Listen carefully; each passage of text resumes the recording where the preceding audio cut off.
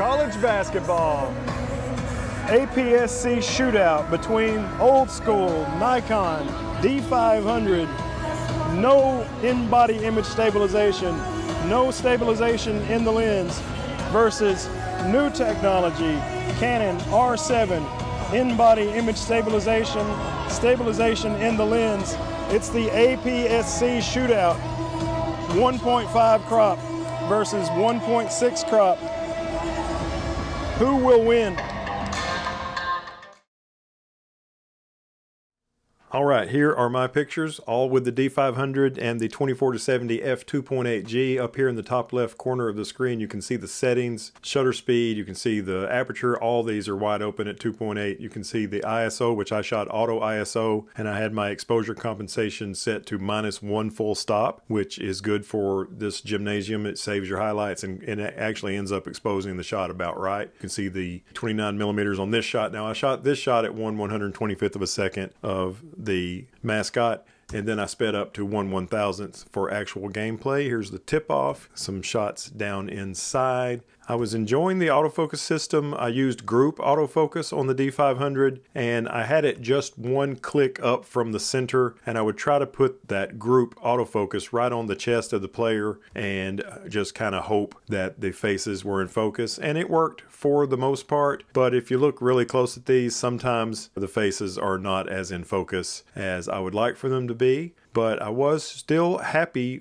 shooting the D500, you know, even though it's not the latest technology, it still did pretty well, I thought, in these shots of the girls' basketball game at the University of Tennessee at Chattanooga. There's the point guard, and man, that girl plays hard, number 21. And this girl's coming in to score. I watched this game between Chattanooga and Furman last year. Now we're going into the second half. I went to this game last year, and Chattanooga got beat pretty badly. And this year, with a new coach, they ended up beating Furman pretty badly. So that's pretty cool. Here's a cheerleader shot. This girl was up on this man's hands, and now she's coming down. He has to catch her. I think that's pretty cool when they do that. It always amazes me when they're that high up and falling to a hardwood floor. But the male cheerleader slows her down to where everything's okay. Here comes the point guard down the floor. She's completely off the ground in this shot. In the second half, my friend Ray showed me that it's a little bit brighter. We switched sides, so we're watching Chattanooga attack the basket on both sides of the court, and Ray told me that it's a little bit brighter on the other side, so we went to 1/1250th during the second half. Here she is shooting. Here is another girl coming up to shoot. It's really cool. There's the coach, who was doing such a great job in his first season at UTC. I had gotten used to the way Nikon lenses zoom, and it's exactly the opposite of the way Canon lenses zoom, so switching back to Nikon after shooting mostly Canon for a year or two,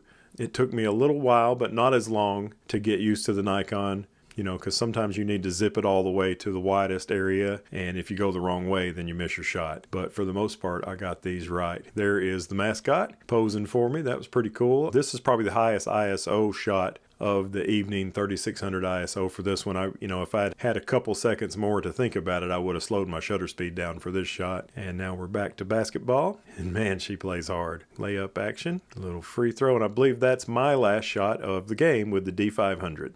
Okay, here are Heather's shots, and Heather was using the R7 and the 24-70 f2.8, and man, look how sharp the pictures are that Heather got. And, you know, in the opening of this, I made it look like this is some sort of a competition, and that's because usually when we shoot different cameras, people think it's a competition, but really we're just out shooting basketball, and I decided to shoot with the D500 instead of my R7 just for a change of pace. But seeing as how I did kind of present it as a competition, let me just say that in my opinion, the shots that Heather got with the R7 are just a little bit sharper than the shots that I was getting with the D500. Now, when I shoot with the R7, sometimes I use a vertical box instead of full frame face and eye detect, and sometimes I do full frame face and eye detect, but Heather said that she did full frame face and eye detect the entire time, and she says sometimes she'll zoom closer on the player and let it grab the eye and then zoom out and it sticks with it. So that's an interesting technique that I haven't tried that I will have to have a look at. But I think Heather did a really great job, and the R7 did a really great job. And again, I enjoyed shooting with the D500, but I think its days, here's halftime, I think the D500's days of being the best APS-C camera you can get are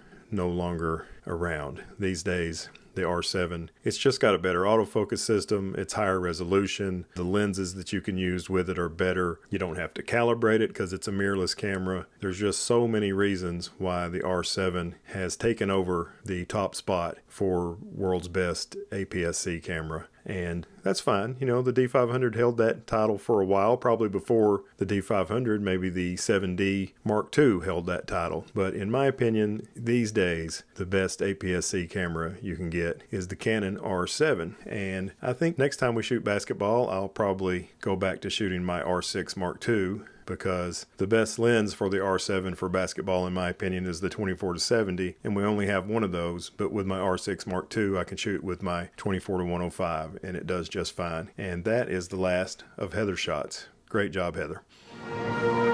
Chattanooga won the game, and I really enjoyed shooting with the D500. It was a blast from the past. It did really well. You know, the autofocus system is totally different. You just kind of point it at the chest of the player and hope the eye is in focus. How did your camera do? Good, as always.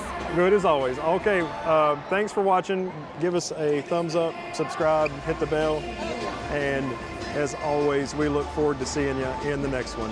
Bye-bye.